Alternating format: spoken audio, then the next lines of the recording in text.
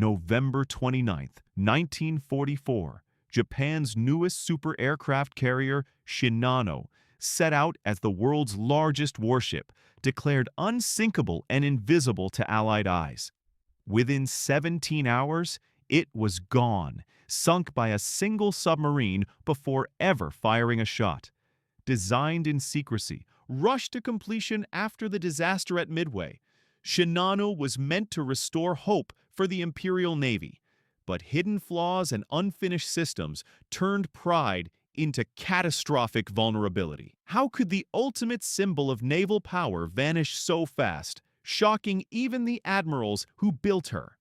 The real story behind the sinking of Shinano reveals more than a lost ship.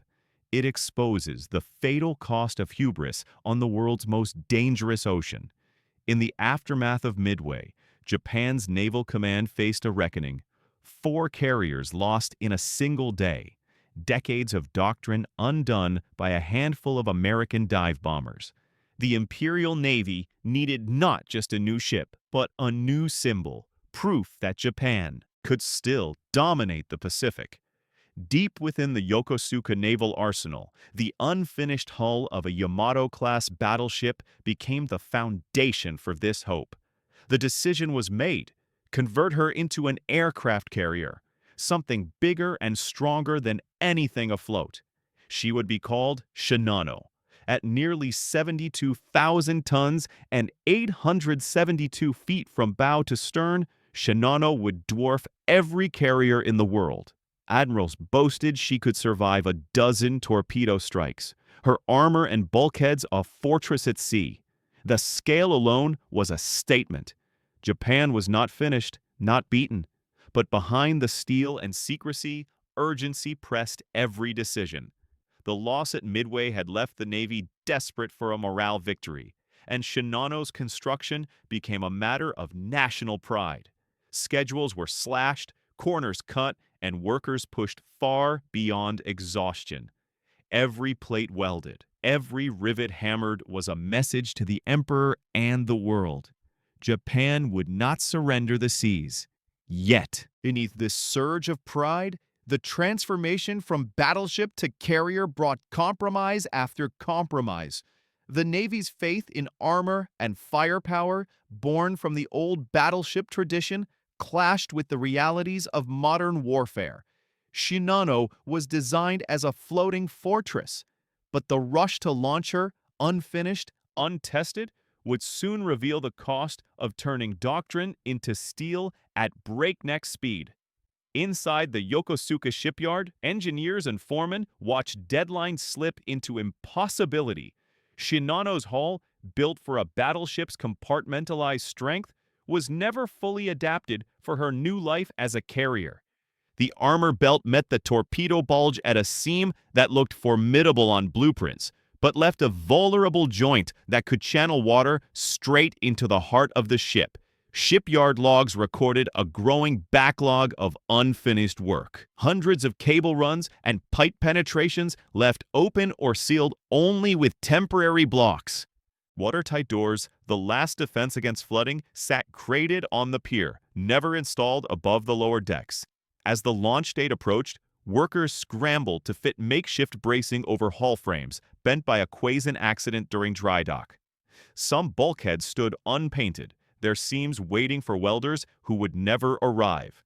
The hangar designed for aircraft was divided by lightweight partitions rather than true blast-proof barriers. Survivor accounts and shipyard testimony recall exposed ventilation trunks and open electrical conduits. Direct paths for water and fire to spread unchecked. Pumping systems, so critical for a ship of this size, were incomplete. Permanent pumps in the machinery spaces had power, but upper deck and hangar pumps remained idle, lacking wiring or even the punks themselves. Portable emergency pumps ordered weeks before never reached the ship before departure on the morning Shinano slipped from her berth. The crew carried lists of unfinished tasks and instructions for systems still under construction. The world's largest carrier sailed with her defenses untested and her lifelines unfinished. Her invincibility, little more than a myth. Archerfish's radar tracked the convoy as it slipped south along the coast.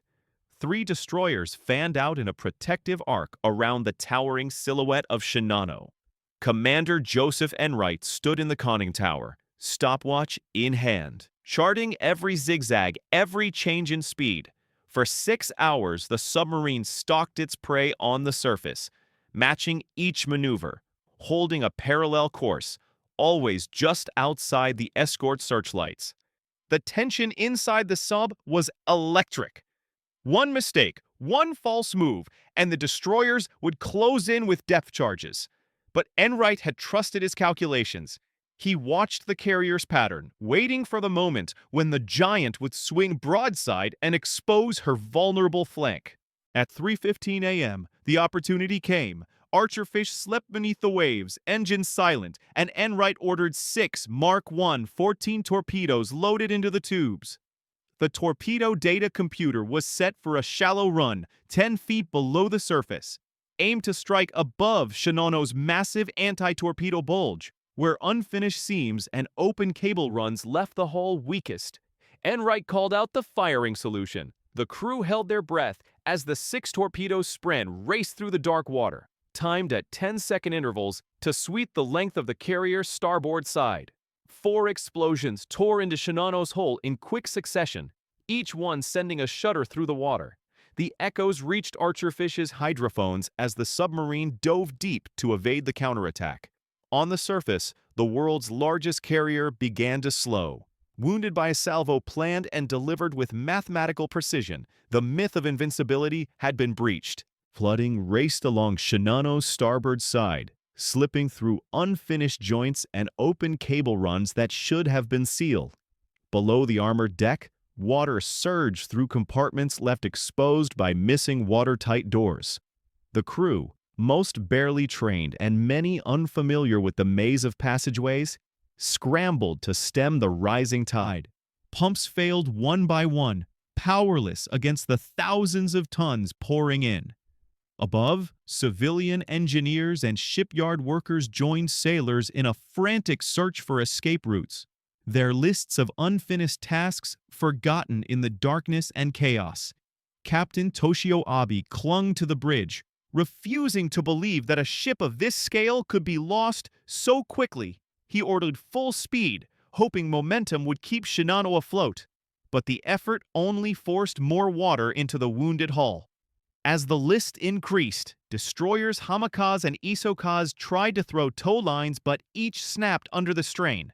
By mid-morning, the carrier was dead in the water, her fate sealed by the very shortcuts meant to save her. At 10:18 a.m., with the decks awash and the list past recovery, Abe addressed his men. He could not utter the words, "abandon ship."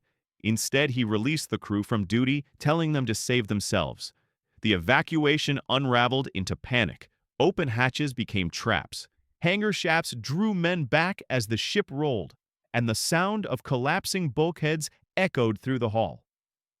Many never reached the surface. Of the 2,515 aboard, 1,435 perished. Sailors, officers, and civilians alike. Captain Abe remained on the bridge, choosing tradition and honor over rescue, as Shinano slipped beneath the waves. News of Shinano's loss never reached the Japanese public. Within hours, the Imperial Navy issued a blanket order. Every survivor was confined and forbidden to speak a word about the disaster. Official reports listed the ship only as Special Vessel Number 1, erasing her. Name from records. Families received no details, only vague notices that their sons were lost at sea. The Navy's top-secret classification carried the threat of execution for anyone who broke silence, a warning repeated in writing and face-to-face. Even among themselves, survivors spoke in hushed tones, knowing that guards and censors monitored every conversation. For months, the fate of the world's largest carrier vanished behind locked gates and sealed files. Only after Japan's surrender did the story begin to surface. Too late for the loss to shape strategy, but not too late to haunt those who had been ordered to forget. Shinano's loss sent a shockwave through naval strategy that outlived the war itself. The world's largest warship, built to survive a dozen torpedoes, had vanished in less than a day, brought down by 4 hits from a single submarine. Admirals on both sides studied the disaster, weighing the cost of size and armor against the silent reach of undersea hunters. Post-war ship designers shifted their focus. No longer would massive, heavily armored hulls be mistaken for invulnerability. Instead, navies invested in better compartmentalization, rigorous damage control, and the relentless advance of submarine technology. The era of the supership ended quietly, sunk by the very weapon it was meant to outlast. Shinano remains to this day the largest warship ever lost to a submarine. A permanent lesson in the value of stealth and preparation over raw power. On November 29, 1944, Shinano got 72,000 tons, the largest warship afloat, sank just 17 hours after leaving port, struck by 4 torpedoes from USS Archerfish. The documentary reveals how rushed construction left dozens of watertight doors uninstalled and multiple pumps inoperable, turning Japan's symbol of naval pride into a vulnerable target. Official Imperial Navy orders kept the loss secret until August 1945, and many technical details remain buried in restricted wartime records. Historians continue to debate the full scope of damage control failures, but the cause and effect is clear. Unchecked urgency and overconfidence proved fatal. Shinano remains the largest warship ever sunk by a submarine, a fact confirmed by naval archives. Today, the lessons of Shinano inform naval design around the world. Size alone does not guarantee strength, and in modern warfare, stealth and preparation outweigh symbols of power.